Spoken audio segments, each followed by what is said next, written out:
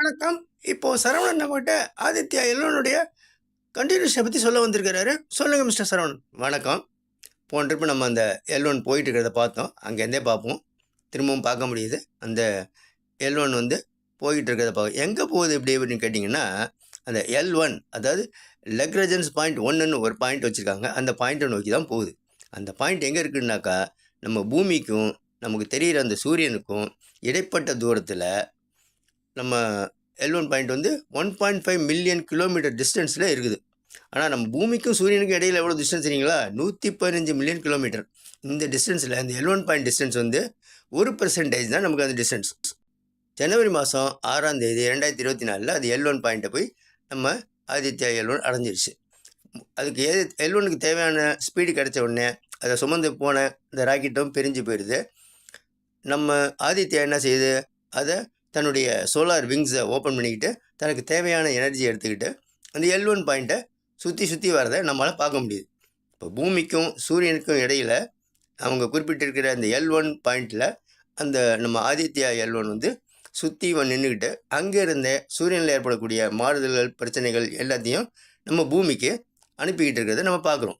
ஓகேங்களா? அதுதான் இங்கே காட்டியிருக்கோம்.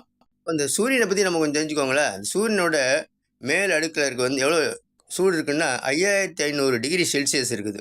அது சூரியனுடைய சென்டர் பகுதியில் 15 மில்லியன் டிகிரி செல்சியஸ் ஹீட் இருக்குது. சுற்றி இருக்கிற கொரோனா இருக்குது இல்லைங்களா, அதில் 10 மில்லியன் டிகிரி செல்சியஸ் சூடு இருக்குது.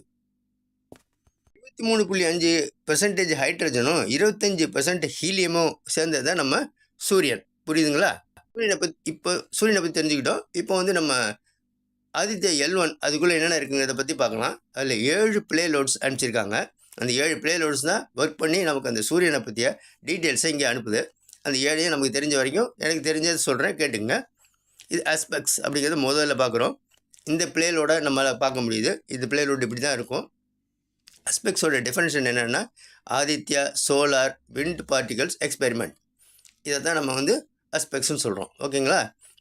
இந்த ஆஸ்பெக்ட்ஸ் ஆனது ஃபிசிக்கல் ரிசர்ச் லேபரேட்டரி அகமதாபாத் அங்கேருந்து செஞ்சு தான் இங்கே வந்து அனுப்பப்பட்டிருக்கு. அடுத்தது பிஏ இந்த பிளேலோட பார்க்குறோம். Plasma analyser package for Aditya அப்படிங்கிறது அதோட டெஃபினிஷன் இப்போ பார்க்க முடியுதுங்களா?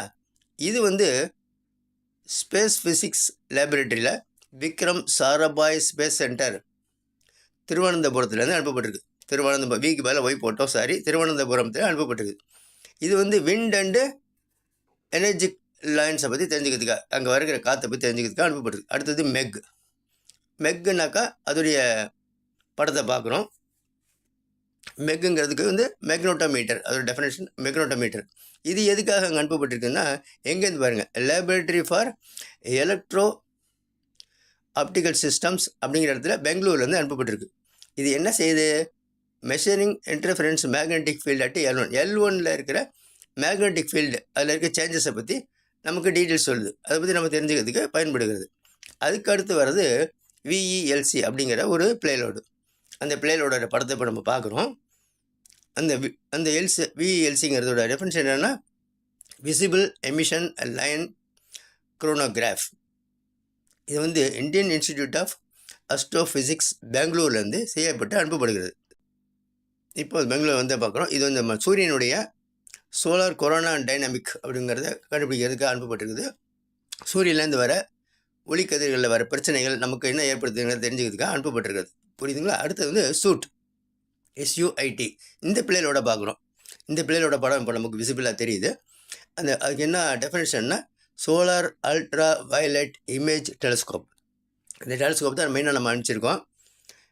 Inter university centre of astrology பூனேலேருந்து செய்யப்பட்டு இது நமக்கு அதில் ப்ளே பண்ணப்பட்டிருக்கு. இது என்ன செய்யுதுன்னா, ஃபோட்டோஸ்பியரும் கொரோமிக்ஸை பற்றி நமக்கு டீட்டெயில்ஸ் சொல்லி அனுப்பி. அடுத்தது சோலக்ஸ் அப்படிங்கிறத பற்றி பார்க்குறோம். இந்த பிளேலோட படத்தை இப்போ நம்மளால் பார்க்க முடியுது. Solar low energy X ray spectrometer தான் இது. அதோட டெஃபினேஷன் தான் கொடுத்துருக்காங்க. அதேமாதிரி HEL10ன்னு ஒன்று பார்க்குறோம். அந்த பிளேலோடையும் படத்தை பார்க்க முடியுது நம்மளால். இது வந்து high energy L1 orbiting X ray spectrometer. இந்த ரெண்டுமே என்ன செய்யப்படுது, UR ராவ் சேட்டலைட் சென்டர் பெங்களூரில் தான் செய்யப்பட்டிருக்கு. ஓகேங்களா? இது ரெண்டுமே சூரியனுடைய எக்ஸ்ரே ஃப்ளேவர்ஸை பற்றி தான் நமக்கு டீட்டெயில்ஸ் அனுப்புது. இங்கே எப்படி வருது, என்னென்ன மாறுதல் இருக்குது கொரோனாங்கிறத பற்றி தெரிஞ்சுக்கிறதுக்காக இந்த 7 ப்ளே லோட்ஸ் தான் அதில் மெயினாக வச்சுருக்காங்க. ஆதித்யா எல்லோனை பற்றிய எனக்கு தெரிஞ்ச டீட்டெயில்ஸ் உங்களுக்கு சொல்லிட்டேன். அடுத்த வீடியோவில் பார்க்கலாம். ஓகேங்களா? நன்றி, வணக்கம். அடுத்த வீடியோவில் பார்ப்போம்.